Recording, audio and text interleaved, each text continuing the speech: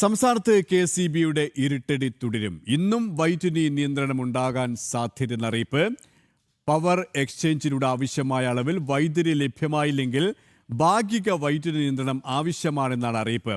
അതേസമയം ഇന്നത്തെ വ്യാപക പവർ കട്ടിൽ വിശദീകരണമായി KCB 1000 മെഗാവാട്ട് വരെ ഉപഭോഗം കൂടി.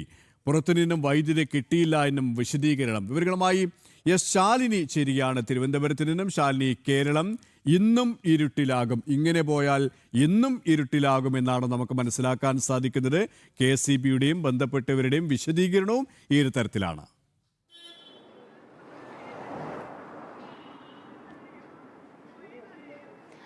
KP തീർച്ചയായും അത്തരത്തിൽ തന്നെയാണ്. വിസ്മയങ്ങളുടെ മായാലോകം ഇന്ന് രാത്രിയിലും ഉണ്ടാകുമെന്നുള്ളൊരു സൂചനയാണ് ഇപ്പോൾ KCBയുടെ ഭാഗത്തു നിന്ന് ഔദ്യോഗികമായി വരുന്നത്.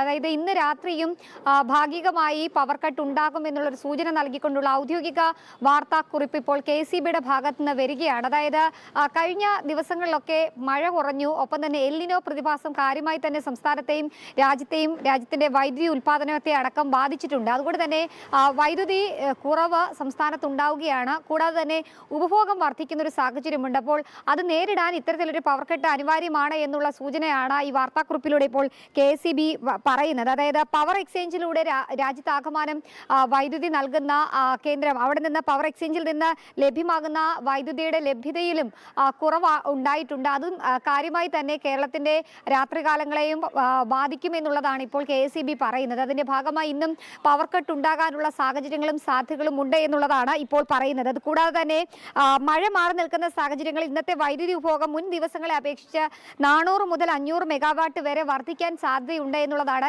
KCB വിലയിരുത്തുന്നത്. പവർ എക്സ്ചേഞ്ച് വഴി ആവശ്യമായ അളവിൽ വൈദ്യുതി ലഭിക്കാത്ത സാഹചര്യം നിലനിൽക്കുന്നതിനാൽ ഇന്നും പവർ കട്ട് ഉണ്ടാകും എന്നുള്ളതാണ് ഔദ്യോഗിക വിശദീകരണം. അതേസമയം തന്നെ കഴിഞ്ഞ ദിവസങ്ങളിൽ ഇന്നലെ രാത്രിയൊക്കെ പലയിടങ്ങളിലും മണിക്കൂറുകളോളം വൈദ്യുതി ലഭ്യമാകാത്ത സാഹചര്യങ്ങളുണ്ടായി.